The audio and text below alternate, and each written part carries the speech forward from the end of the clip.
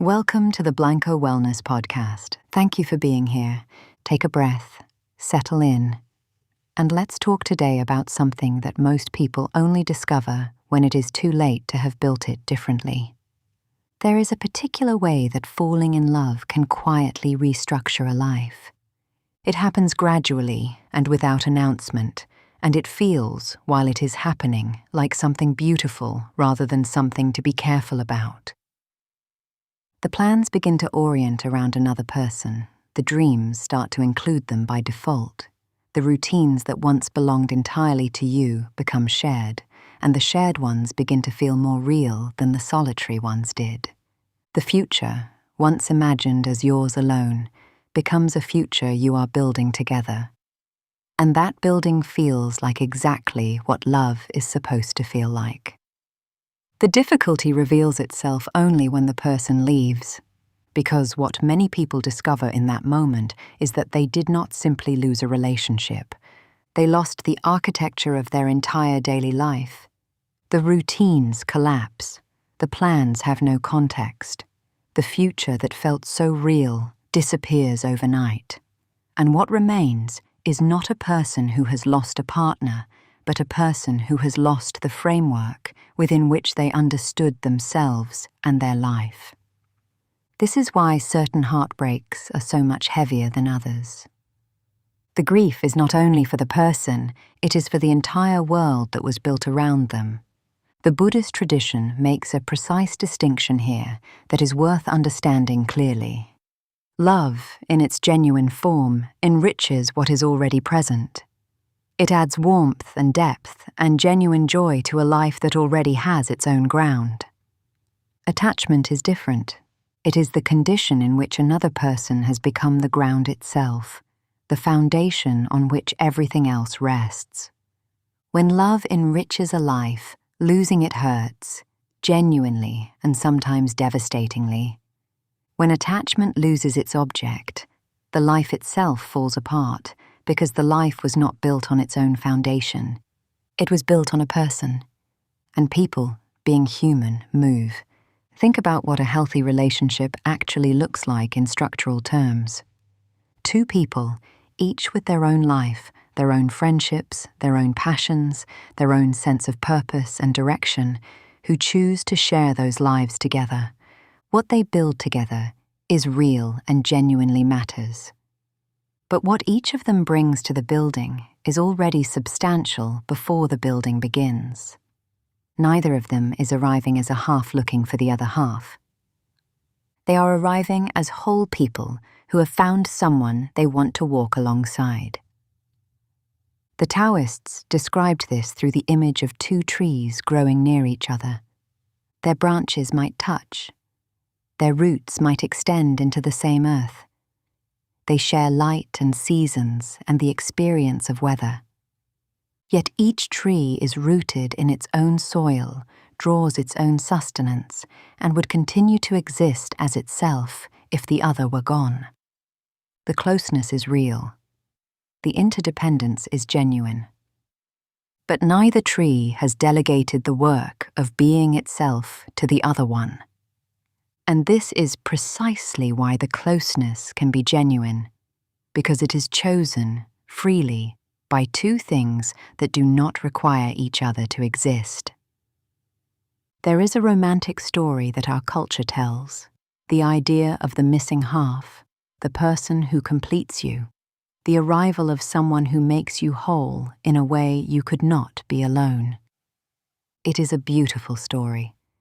It is also, looked at honestly, a form of pressure that tends to damage the very connections it romanticizes. If another person's role is to complete you, then your well-being depends on their continued presence and on them performing that completing function reliably and indefinitely. That is an enormous weight to place on another human being, and it tends to produce, over time, a quality of grasping in the relationship, a tightness that comes from needing rather than choosing, that can make genuine freedom, and therefore genuine love, difficult to sustain. A student asked a teacher how to find the right kind of love. The teacher said, First build a life you genuinely love without it. The student was confused. This seemed to contradict the urgency of what they were searching for. The teacher clarified.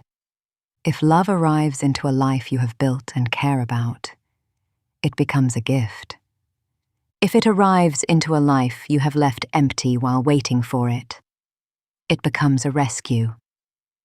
And rescue is a different thing from love, however much it can feel the same in the early stages. A gift enriches, a rescue substitutes. And what a rescue substitutes for? The life you did not build, the passions you did not develop, the sense of purpose you delegated to the relationship, tends to be exactly what you discover you are missing when the rescue ends. The wheel that stays whole through difficulty is the one with many spokes. A wheel built around a single spoke will hold only as long as that spoke does. Human lives work similarly. The more genuine sources of meaning you have cultivated, the friendships that exist independently of any relationship, the work that matters to you for its own sake, the creative or physical or intellectual pursuits that make you more yourself, the relationship with your own company that does not require external company to be bearable, the more resilient the whole structure becomes. Not because heartbreak stops hurting. Heartbreak will always hurt when it involves something real. But because there is a difference between grief, which is the honest response to genuine loss, and the total dissolution of a life, which is what happens when the life was built entirely on one thing, and that one thing is gone. This is not an argument against deep love or full investment in a relationship. It is an argument for building the foundation first, for having a life that is genuinely yours, with its own meaning and direction and texture, before sharing it with someone else. Because the sharing is richer when both people are bringing something whole. Because the choice to be together is freer when neither person needs the other to be okay. And because if the relationship ever ends, you will still be there. Your dreams still present, your purpose still intact, your identity still yours. As we close today, I want to leave you with one honest question. If the most important person in your life left tomorrow, what parts of your life would still belong completely to you? Not as a morbid thought, but as a genuine inventory. Your passions, your goals, your friendships, your sense of who you are when no one is watching. If the answer feels uncomfortably thin, that is not a judgment. It is an invitation. An invitation to keep building the life that is yours alone, not because you expect people to leave, but because a strong life makes love stronger too. The healthiest relationships are not built between two halves searching for completion. They are built between two whole people who have chosen each other freely and who continue choosing each other every day.